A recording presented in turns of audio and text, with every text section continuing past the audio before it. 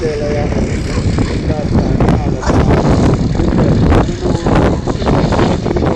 päästään nättiä koiria. Katoselle niin kuin jostain siitä riitti tämmönen lyhyempi pyrähdys. Menen katsomaan äitiä tai isää.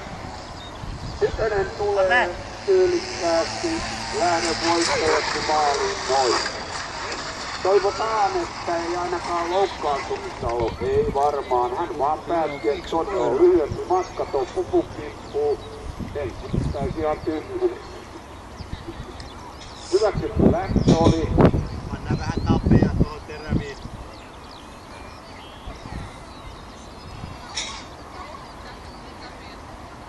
Eli mitään häirintää ei tapahtunut. Kakkonen vaan kiersi takakautta lyhyemmän matkan pupulle ja ehkä taisi ehtii jopa sinne etsimään. Okei, se oli sellainen tapaus.